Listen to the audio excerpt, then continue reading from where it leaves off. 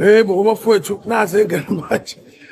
Ngizwa lapha eGoli kuthiwa kade kunomhlangano omkhulu omkhonto wesizwe. Ngizwa kuthiwa sinonobhala omusha, new SG for MKP, Max Makhanya. Hayi bafana sazoyithuka inhlamba. Bafana suke singene emithingini. Ngifike ngisho nje ngithi kade samukela unobhala omkhonto wesizwe omusha. Osingomakhanya, umkhono sokwakwamakhanya manje. Kuthiwa nje hey lalela. Awo Makhanya madoda. Welcome our new SG. Njengoba sazi ukuthi kule weekend esisuka kuyo MK Party beyise Boksburg ekuyihotela ekuthiwa iBeachwood Hotel lapho bebehlangene khona. Siyenzile ivideo lapho bekhulunywa khona ukuthi bazonikela ngeimpahla sizibonile izikipa abazonika abantu namagazibo ukuze kulekelele ama-Ground Forces.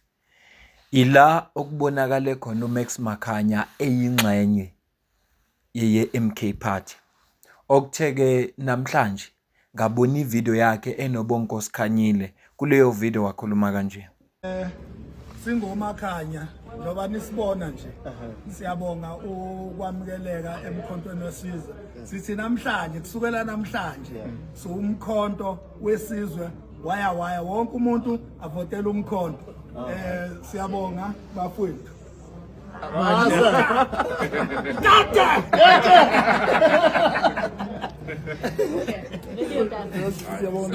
Earlier on ngenza ivideo la bengichaza khona ukuthi kuneyinguquko ezenzeka lapha eqenjini lomkhonto wesizwe party.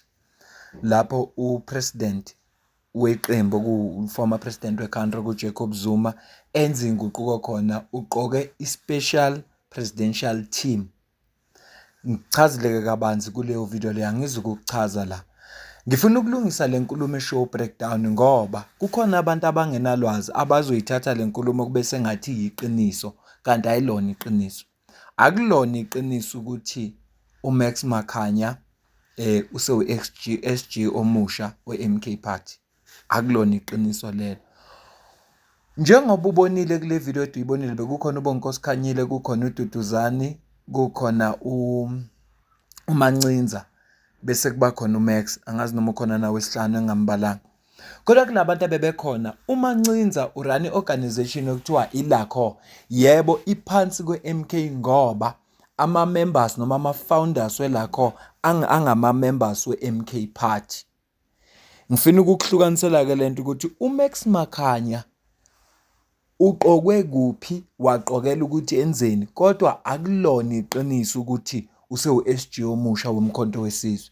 So ngenzela ukuthi nibe clear ngoba umkhonto wesizwe party uyathengisa more especially uma kune drama kuwo noma kunenkinga futhi ezithinta abo SG ngoba yinto le esiyenzeke khona isikhathi eside. So ngifuna njoba ngenza le video ngifuna ukulungisa leso statement ukuze umuntu oyimember angadideki, umuntu oyisitha somkhonto wesizwe athi noma awuthuke kodwa lazi iqiniso. Umuntu oyilunga nje lomphakathi aziqonde futhi izinto. Ngike ngasho ngaphambilini ngathi uNomvalo uyichazile lento wathi iMK Party iku-formation stage. Inkinga yehlele ukuthi ithema iqala iba khona yayisithola isupport naye bengayilindele. Yathola isupport ingenayo ngisho iwebsite, yathola isupport ingenayo ngisho iconstitution. Manje zonke lezi zinto lezi trial and error. Yeka wena umuntu oqala ibhizinisi. Umuntu oqala ibhizinisi uyazi ke na ukuthi trial and error. Ngoba ukuqala uzama ukuthi okay ama sales siwaphusha, uzuthola istrategy esikusebenzelayo, uzuthola yonke into i-trial and error. Uzama lokho uphinde uzame lokho ugcine lokho okubona kuyakusebenzela ulahle lokho kungakusebenzeli. Ileso simo abaphansi kwaso manje. Yingakho ubona le nguquko engaka yingoba iqembu litheli lisha lingakaqedi nonyaka lathola isupport kanti belingakulindele kwalona ukuthi lizoba nesupport engangaleli itholile. And li attract abantu abaningi kulo abaneyinhloso ezehlukene. Yingakho kubona kunje. So ngifisa ke ukuthi sifunde le statement esivela kulakho uze ukuthi uMax Makhanya yini umsebenzi wakhe uzobe kuphi, kodwa ukuze nawe wazi kusuka namhlanje ukuthi lento show breakdown ayilona iqiniso. Siyamazi breakdown nje esikhathini esiningi ubethi mayiveza izinto ngomkhonto wesizwe, but ikakhulukazi ngalesa sikhathi kusekhona uFloyd nalaba aphuma nabo.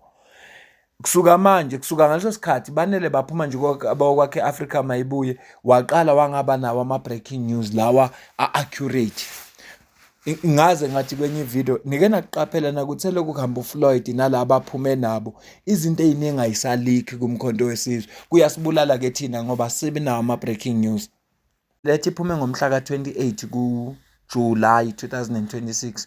Isihloko sakhona sithi LACOE appoints new chief of mobilization to strengthen workers and community campaigns. The labor and civic organization LACOE is pleased to announce the appointment of Mr.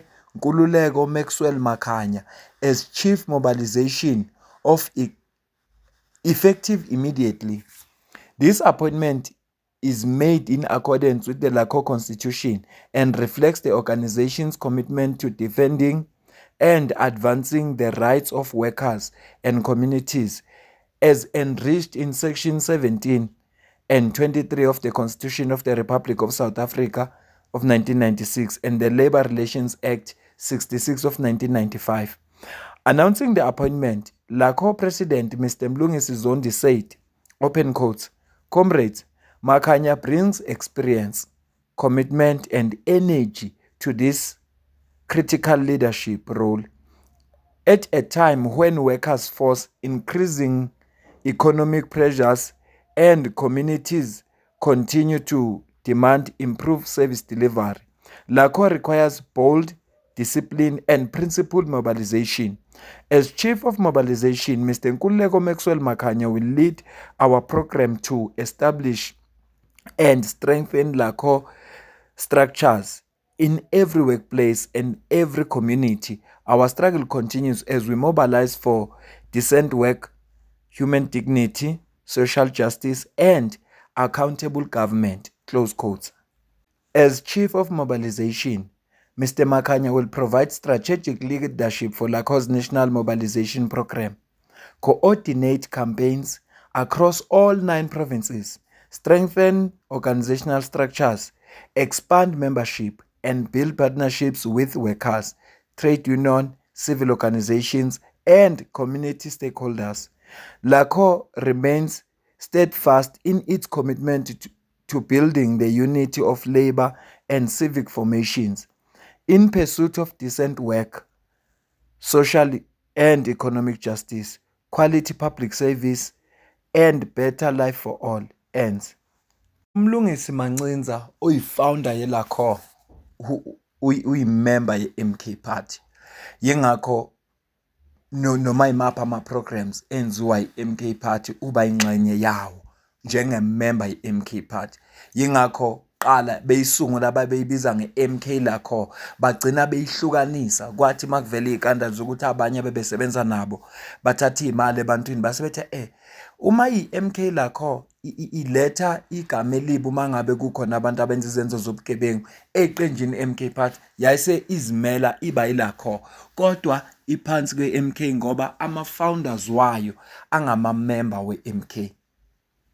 Yibona-ke labantu ababeka uMakhanya futhi abambekanga as uSecretary General. Ngiyacabanga ukuthi-ke sekuclear kuwo wonke umuntu, akekho umuntu ozothi uyadideka ngale nto le.